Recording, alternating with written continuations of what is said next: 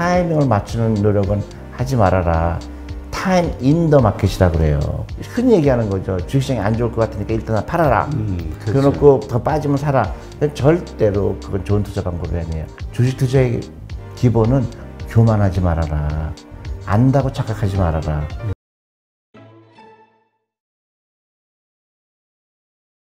오늘은 메리츠 자산운용 존리 대표님을 모셨습니다.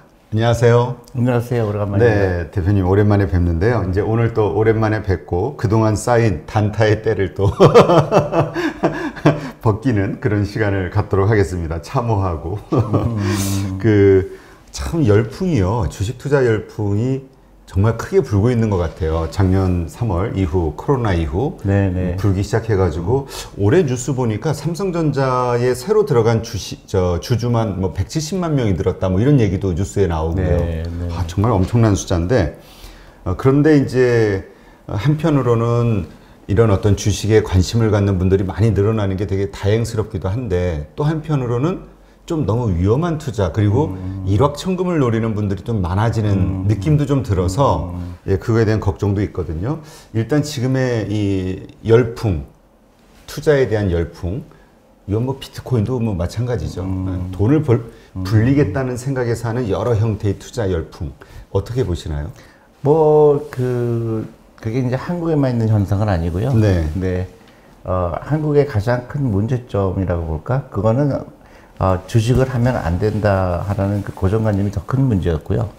지금은 이제 그 정도는 아니고 이제 주식은 어떻게 보면 이제 반드시 주식에는 투자를 해야 되겠구나 그런 인식의 변화는 좋은데 문제는 이제 우리가 그동안 이 주식에 대한 그런 토론이 거의 없었잖아요. 그렇죠. 그러다 보니까 주식엔 투자해야 되겠는데 지금 당장 접하게 되는 거는 방송이라든가 어떤 너 나쁘게 얘기하면 리딩방이라든가 뭐 여기저기 유튜브라든가 이제 그런 걸 보면서 하다 보니까 이게 잘못된 투자 철학을 갖게 되는 경우가 많고요. 그런 이제 그거는 시행착오를 겪다 보면 이제 이게 옳은 방법이구나, 장기 투자를 해야 되는 거구나, 펀더멘털을 보고 투자하는 거구나, 이제 그런 걸 차차 배우게 되죠. 근데 일단 주식은 투자 시작하는 거는 저는 긍정적이라고 봐요. 네. 근데 이제 이 투자하면서 가장 안 좋은 위험한 행동 중에 하나가 많은 분들이 지적하시는 게 좀 조급함이라고 하잖아요. 그렇죠. 맞아요. 근데 투자하면서 빨리 돈을 벌고 싶다. 그러다 보니까 자꾸 위험한 그렇죠. 혹은 뭔가 그렇죠. 좀 큰 수익을 얻을 수 있는 그런 길이 있다라는 곳을 자꾸 찾아다니는 이런 분들이 자꾸 늘고 있거든요. 맞아요. 근데 저는 이제 계속 제가 이제 강의를 통하거나 아니면, 지방을 가서 여러분들 투자가들 만나서 계속 그런 얘기를 하죠. 그러니까 그 주식이라는 거는, 그러니까 주식을 하는 거는 투자가 돼야지 그런 스페큘레이터, 갬블러가 되면 안 된다. 그 일맥상통하는 얘기죠. 저는 주식을 갖고 싶어서 좋은 거거든요. 네. 그러니까 내가 오늘은 10주 갖고 있고, 100주 갖고 있고, 펀드도 같이 마찬가지 갖고 있고 또 세금 혜택도 있고 하니까 끊임없이 내 소비를 그러니까 과소비를 투자로 바꾸는 그 즐거움이 굉장히 있거든요. 네. 그래서 그 즐거움을 느껴라. 근데 아직은 한국에 이제 투자 문화거든요. 그러니까 에쿼리 컬처라고 그러는데 이제 많은 대부분의 사람들은 주식은 수익률 게임이라고 생각을 해요. 그래서 그러니까 전문가들도 수익률 게임이라고 얘기하는 경우가 많아요. 그러니까 누구는 50% 벌었고 누구는 30% 벌었고 그런 얘기를 계속 하는 거예요. 근데 잘 보시면 알겠지만은 그 외국의 어떤 그 블룸버그라든가 여러 가지 증권 방송을 보면 그런 얘기 안 해요. 어떤 현상에 대해서 얘기하고 어떻게 해서 어떤 회사가 어떻게 됐고 누가 머지를 했고 누가 어떻게 CEO가 어떤 얘기했고 이런 얘기를 해야 되는데 한국은 자꾸 주식 가격에 대한 얘기를 해요. 그래서 이거 50% 올랐더라, 30% 올랐더라. 그러니까 사람들은 내가 남들보다 빨리 정보를 캐치해서 남들보다 더 수익률을 해야지 하는 이제 그런 인식이 되게 되죠. 그러니까 마라톤을 뛰어야 되는데 자꾸 50m.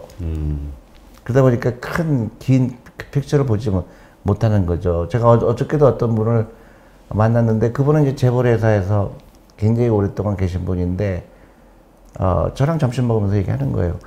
그 당시 그 주식을 받았는데 막 부침이 많고 막 또 많이 떨어졌길래 다 팔아버렸더니 지금 계산해 보니까 그게 100억 되더라.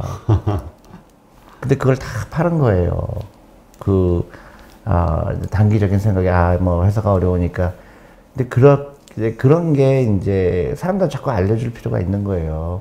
그래서 미국 사람들도 마찬가지로 개인들이 그런 유혹을 버리지 못하기 때문에 퇴직연금부터 시작을 한 거고요. 그래서 결국은 기다렸더니 크게 돈을 벌더라 하는 거를 이제 가르쳐 줄 필요가 있죠. 네. 지금 이제 많은 분들이 이제는 주식을 하다 보니까 주식을 하면서 생기는 여러 가지 현상들에 대한 이제 고민이 늘어나는 거예요. 그러니까 이제 한 발짝 나가긴 한 거죠. 그렇죠. 전에는 안 하면서 아예 안 좋은 거라고 했다면 지금은 해보니까 이런 고민이 생기네, 이런 것들. 근데 이제 그 중에 가장 보니까 처음엔 장기 투자를 생각을 해요. 그래가지고 예를 들어서 삼성전자가 됐던, 예를 들면 이제 샀어요. 그리고 시간이 지나 보니까 처음에 좀 빠지더니 그냥 좀 올라가요. 그러니까 상승 플러스 됐네 하고 기분 좋아요. 그러니까 역시 장기 투자, 난 이거 몇 년 가져갈 거야. 그렇죠, 뭐 이런 식으로 하는데 가다가 보면 다시 또 주가가 또 빠지잖아요. 그러니까 점점 수익률이 낮아지고 나중에는 예를 들어서 마이너스로까지 전환이 되고, 그러니까 이제는 이런 생각이 드는 거죠. 저 고점에 내가 팔았어야 되는데, 그리고 내가 다시 이번에 이렇게 떨어졌을 때 사면 주식수를 늘리지 않았을까. 그렇죠. 이런 생각을 자꾸 이제 하는 거죠. 아니, 그러니까 제가 볼 때 대부분의 사람들은 그렇게 생각하죠. 그때 팔을 써야 되는데. 맞아요.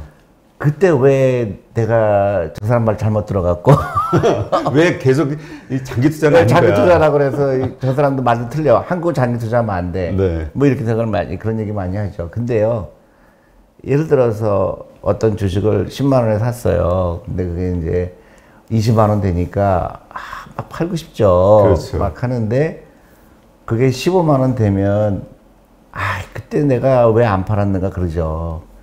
그러다가 다시 또 30만 원 돼요. 안 팔길 잘했구나. 그게 이제 잘못된 그런 철학이죠. 주식 투자는 50% 벌려고 하거나 100% 벌려고 하는 게 아니에요. 저는 주식 투자는 내 노후 준비를 위한 거기 때문에 20년 기다렸더니 10배가 되더라, 20배가 되더라, 100배가 되더라, 그렇게 되는 거예요. 그러니까 지금 20% 버는 거는 아무런 의미가 없어요. 근데 우리는 아직도 거기에 굉장히 큰 뭐라 그럴까요? 고정관념이죠. 그러니까 그 방송도 보면 20% 손해 보면 손절매하라고.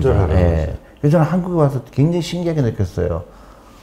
야, 주식 투자를 하면서 20% 떨어지는 거는 너무나 흔한 일인데 그때마다 저거를 팔으란 말이에요.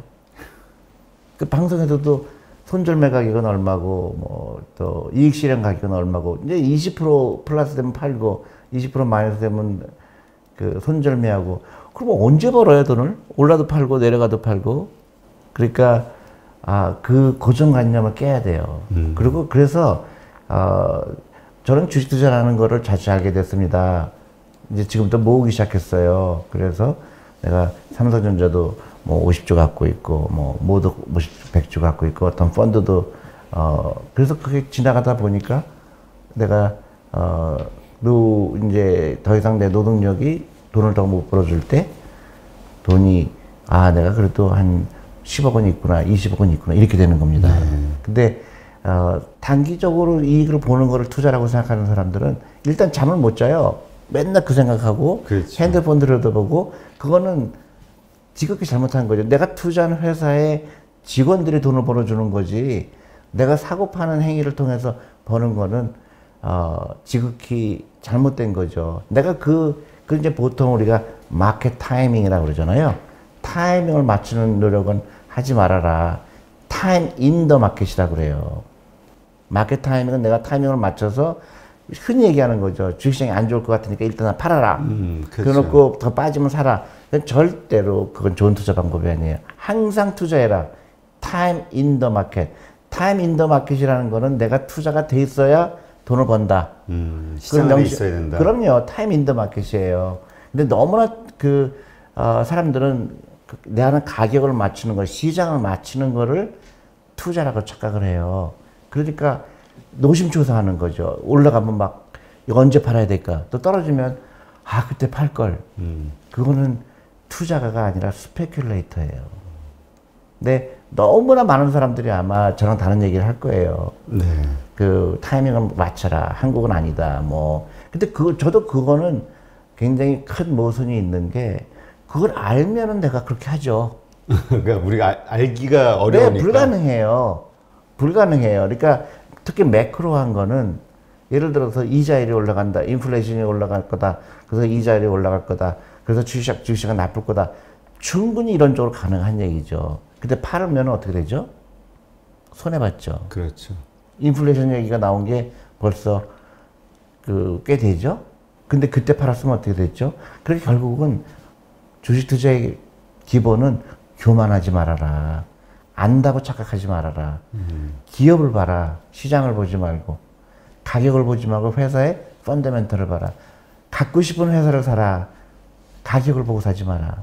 그게 제가 하고 싶은 얘기예요. 네. 근데 이게 훈련을 받은 펀드 매니저도 중간에 흔들려요. 그러니까 이게 심리적으로요. 네. 떨어지잖아요. 그럼 예를 들어서 그러니까 제가 보유하고 있는 종목이 예를 들어서 플러스인 상황이라면은 좀 하락을 해도 여유 있게 버티는 것 같아요, 사람들은. 근데 이게 마이너스로 전환되거나 그렇게 될 것 같은 상황이 돼버리면 계속 더 빠질 것 같은 느낌이 그게 드니까. 이제 이런 거예요. 네. 그러니까 그건 변동성이에요. 그러니까 내가 10만 원 주고 샀는데 8만 원 되면 아직 손해 본 거 아니에요. 숫자죠. 그렇죠. 변동성이죠. 근데 나는 그 회사의 펀더멘털을 보고 샀기 때문에 그 회사가 돈을 잘 버는 거를 내가 알기 때문에 저는 전혀 걱정이 안 돼요. 아니, 더 사야 되겠구나. 그런 생각이 들죠. 근데 그런 회사를 고르는 거는 가장 중요한 게 나를 막 흥분시켜야 돼요. 저 회사 너무 좋은 회사네. 저 회사, 내가 저 회사 주인이라면 어떨까. 제가 이제 지나간 얘기니까 하는데 저는 카카오라는 얘기를 여러 번 했잖아요. 네. 내가 카카오의 주인이라면 얼마나 좋을까. 막 흥분되는 거죠. 택시도 하고 있고, 뭐, 쇼핑몰도 하고 있고, 뭐도 하고 있고, 카카오라는 이름이 갖다 주는 그 엄청난 가치를 내가 저 카카오를 왜 미리 생각 안 했을까? 내가 카카오를 갖고 있으면 얼마나 좋을까? 그래서 사라 그러는 거예요. 당시 주인이 되고 싶으니까 사야 된다. 근데 사람들은요, 가격을 자꾸 봐요. 내가 가격을 만약에 20만 원이면 그 20만 원이고 25만 원 언제 될까? 그렇죠.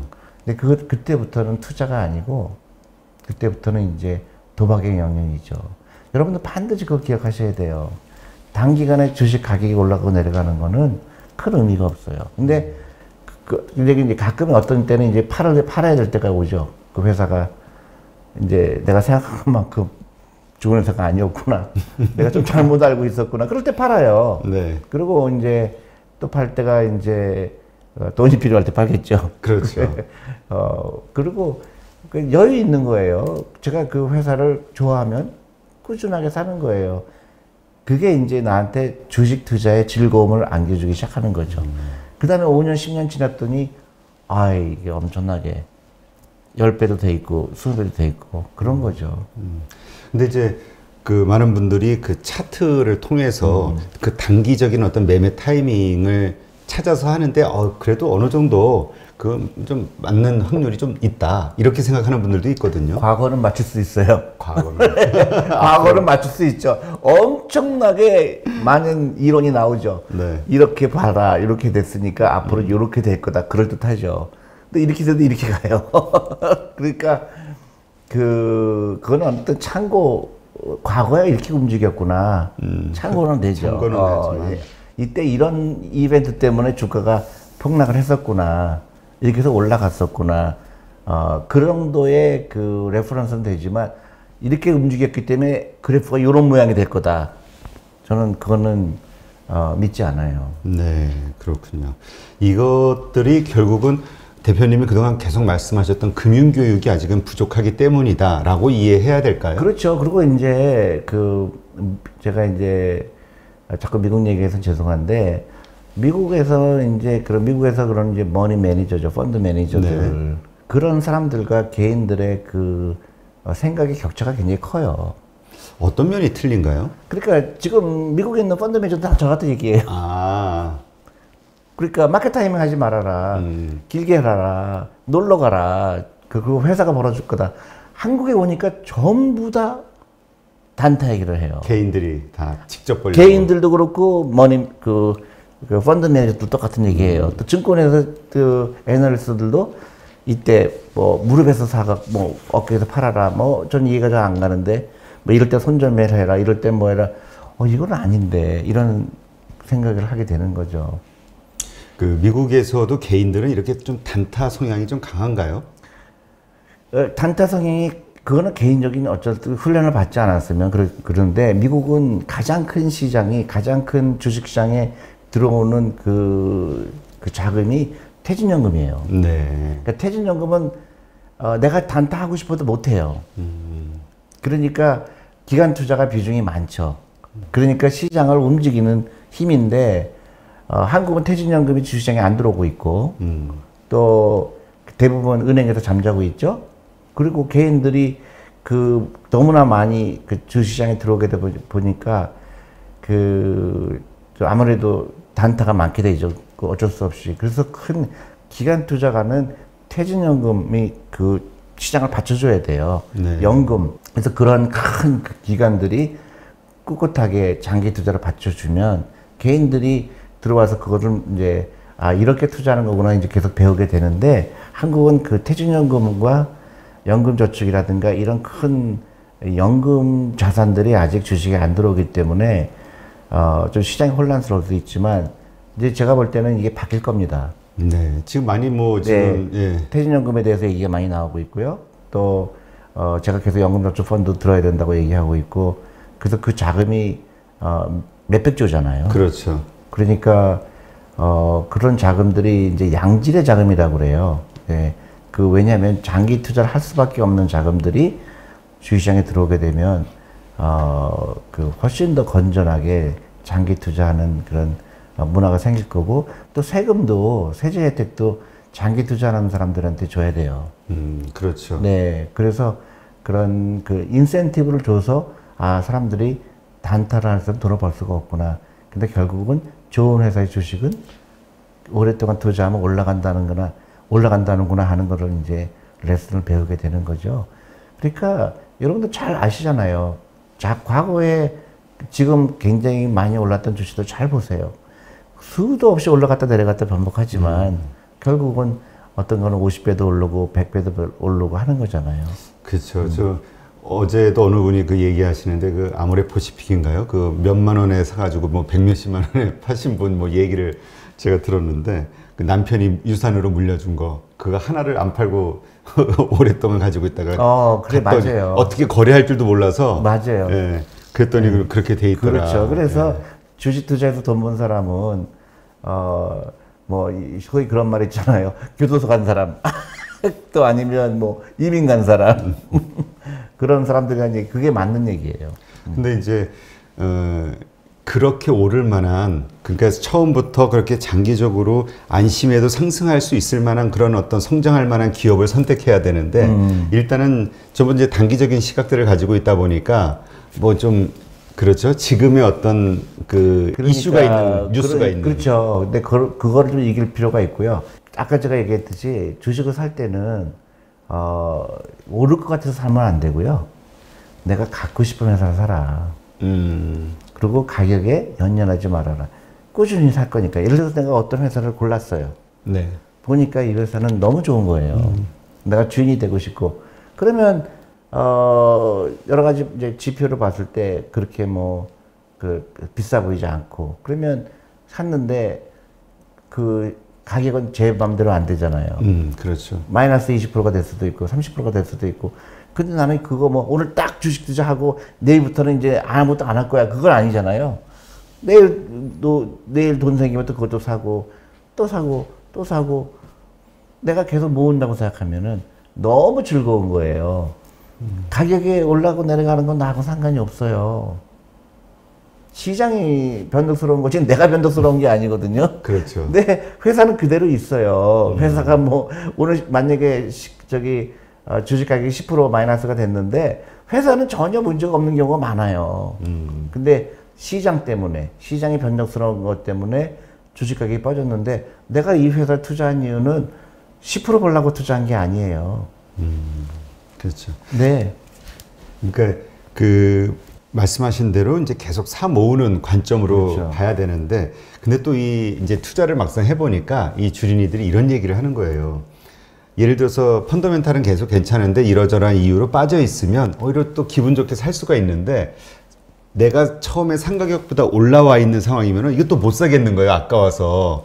왜냐면 그 매입 단가가 높아지니까 그 시점에는 또 다른 주식을 쳐다보게 된다라는 이야기를 많이 하더라고요. 그럴 수도 있어요. 네. 그러니까 그거는 뭐 꼭 나쁜 건 아니죠. 근데 이제 분산 투자해야 되니까 적어도 15개, 20종목은 있어야 되니까 예를 들어서 어떤 경우는 내가 굉장히 갖고 싶은 회사인데 주식 가격이 단기적으로지만 너무 많이 올랐어요. 그러면 뭐 손이 안 가죠. 그렇죠. 그것도 괜찮아요. 그런데 내가 너무 사고 싶었는데 그 주식이 어떤 이유로 폭락을 한 거예요. 그러면 내가 더 살 수 있는 용기가 생기죠. 결국 펀더멘털을 보는 사람과 펀더멘털을 보지 않는 사람의 차이죠. 알겠습니다.